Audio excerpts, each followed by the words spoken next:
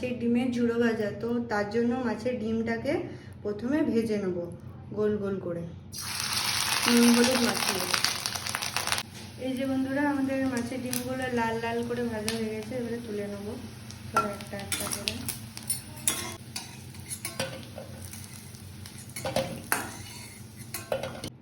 তো বন্ধুরা, আমরা মাছের ডিমের ঝুড়ো ভাজার জন্য যে যে উপকরণগুলো নিয়ে নিয়েছি, ক্যাপসিকাম কুচো, লঙ্কা কুচো আর পেঁয়াজ কুচো, এগুলো এবার কড়াইয়ের মধ্যে দিয়ে দেবো।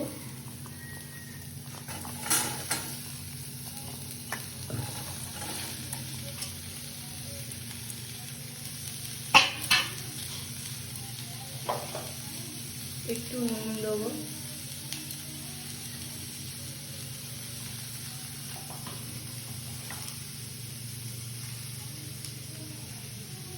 একটু হলুদ গুঁড়ো,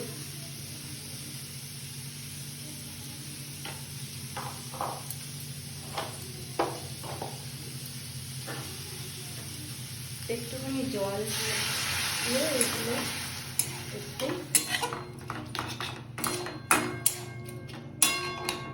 ঢাকা দিয়ে দেবো, যাতে এগুলো সব একটু নরম হয়ে যায়, তেলে ভাজতে সুবিধা হয়। পুরোপুরি তেলেও ভাজা যায়, কিন্তু আমার শাশুড়ি মায়ের শরীরটা তো ঠিক নেই, তো উনি খুব তেল খান না, তেল মশলা। ওনার পেটের প্রবলেম আছে, লিভারের প্রবলেম আছে। তো এবার আমরা এটাকে ঢাকা দিয়ে দেবো। তো বন্ধুরা, আমাদের পেঁয়াজ, লঙ্কা, ক্যাপসিকাম সব নরম হয়ে এসেছে। এবার এর মধ্যে আর জলও নেই কড়াইয়ে, এর মধ্যে আমরা তেল দিয়ে দেবো। একটু একটু করে তেল দিয়ে ভাজবো এবার এগুলোকে, তারপর ভাজা হোক এগুলো। বন্ধুরা, এবারে মাছের ডিমগুলো যেগুলো ভাজা হয়েছে সেগুলো দিয়ে দেবো, খুন্তি করে কেটে কেটে নেবো।